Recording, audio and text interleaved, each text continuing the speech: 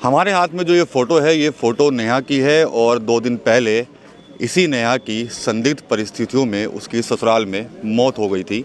तो ससुराल पक्ष के लोगों पर परिजनों ने आरोप लगाया था कि दहेज के चलते ही उन्होंने उसकी हत्या की है। हालांकि पुलिस ने इस पूरे मामले में उसके ससुर सहित जो अन्य ससुराल पक्ष के लोग हैं, उनके खिलाफ दहेज हत्या का मुकदमा दर्ज कर लिया था। लेकिन जो परिजन हैं वो कहीं ना कहीं पुलिस की जो कार्यप्रणाली है उसको लेकर असंतोष जाहिर कर रहे हैं और आज वो सहारनपुर एसएसपी दफ्तर भी आए हैं। सबसे पहले मैं नेहा के भाई से ही बात करूंगा।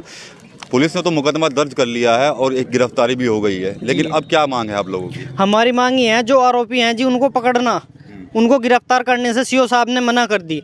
उनका कहना यह है कि उसका देवर है जो वो ड्यूटी पे था, लेकिन वो रोज़ रात को घर आता था और वो 29 की सुबह ही 4-5 दिन की छुट्टी के बाद गया।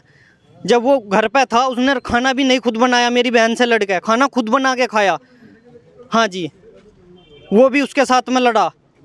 और पुलिस वालों का कहना यह है कि वो उसने तो मर्डर के मतलब इन्होंने पुलिस वाले अपना स्टाफ का वो जो लड़का है वो एसआई की ट्रेनिंग दे रहा, तो ये अपने स्टाफ की बचा रहे अपने स्टाफ को। इनका कहना है कि उनका कुछ नहीं हो सकता। क्यों नहीं हो सकता? शादी कितने समय पहले हुई थी? शादी 9 तारीख को 1 साल होगा जी। 9 दिसंबर 2022 को शादी हुई थी। अब 2023 चलाना, 2022 को शादी हुई थी जी। अभी 1 साल नहीं हुआ। तो क्या चाहते हैं अभी आप लोग? हम ये चाहते हैं उनके खिलाफ कार्रवाई हो, उन्हें सजा मिले। हमें इंसाफ चाहिए जी। हमारी लड़की तो देखो वापस आ नहीं सकती, हमें इंसाफ चाहिए। उन्होंने मतलब फ़ोन से तो हमें बोलना नहीं, वरना हम कॉल डिटेल आपको दे देते, लेकिन अपने रिश्तेदारों भाई बंधुओं के द्वारा हमें सूचना भेजी कि तुम फैसला कर लो वरना तुम्हारे में से 1-2 को और मारेंगे। लड़के ने ये भिजवाया है।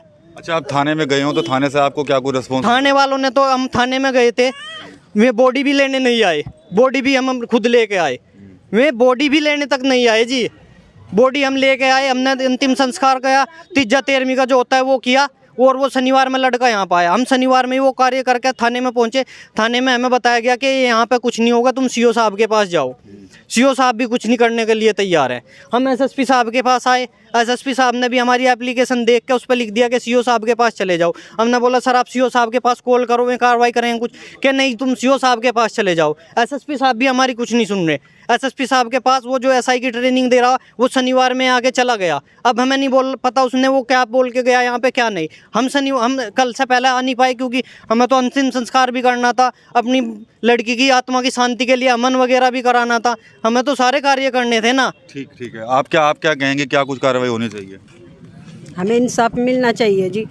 हाँ जी, उन्हें गिरफ्तार करो जिन जिन के नाम हो रहे हैं। हमें इंसाफ चाहिए। पुलिस तो इसमें कार्रवाई कर रही है, तो आप लोग क्यों असंतोष जाहिर कर रहे हैं? हमें इंसाफ मिलना चाहिए। ऐसा क्या पैसा ही सब कुछ है? हमारी लड़की जब तक के पोस्टमार्टम पति उन्होंने कहा फैसला कर लो, पैसे ले लो, बाद में तुम्हें कुछ नहीं मिलने का, पैसे ले लो। अभी जितने पैसे लेने तुम क्या हमने पैसे लेने के लिए मरवाई हुआ उन पर? हमें इंसाफ चाहिए। क्या कहेंगे सर, आप लोग आप मिलने आए हैं कप्तान साहब से? हम यही कहेंगे कप्तान साहब से कि जो ये परिवार पीड़ित परिवार है, जो बच्ची के माँ बाप है, उनका परिवार है, इनको इंसाफ चाहिए।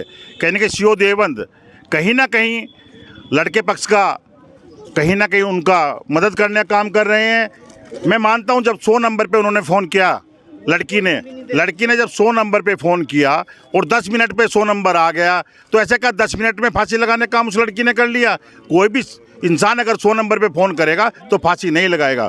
उसका जिस कमरे में फांसी लगाने का काम किया, उसका बराबर का जो जंगला था वो टूटा हुआ था। उसमें ग्रिल नहीं है, उसमें अंदर बाहर जा सकते हैं उसमें, तो वो भी साफ संकेत है। और मैं कह रहा हूँ सब कुछ आंगन में चूड़ियां थी, सब कुछ सही है, तो पुलिस कॉल डिटेल दिखाने में क्यों हिचक रही है? पुलिस बच्चों को बताने में क्यों हिचक रही है? कितने बजे फ़ोन आया था, कितने बजे वो लोग पहुंचे हैं, 1.5 घंटा पुलिस ने क्या किया?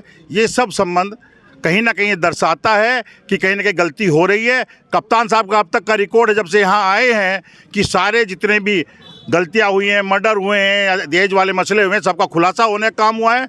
इसमें भी हम यही उम्मीद करेंगे उनसे कि किसी अन्य अधिकारी को जांच देकर इसका खुलासा करने का काम करें। तो ये परिजन है नेहा के और साथ ही ग्रामीण है जो साफ तौर पर यही मांग कर रहे हैं कि जो नागल थाना पुलिस है वो ये जांच जो है वो बड़ी लापरवाही के साथ कर रही है और जो असली मुजरिम है उनको अब तक गिरफ्तार नहीं किया जा रहा। तो आज देख सकते हैं बड़ी संख्या में ये लोग यहाँ पर एसएसपी ऑफिस पहुँचे हैं और लगातार मांग यही है कि उनको इंसाफ मिले और जो हत्या हुई है नेहा की, जो आरोप ये लोग लगा रहे हैं, तो जो हत्या आरोपी हैं उनको जल्द से जल्द गिरफ्तार किया जा सके। TV9 यूपी के लिए सहारनपुर से विकास कर रही।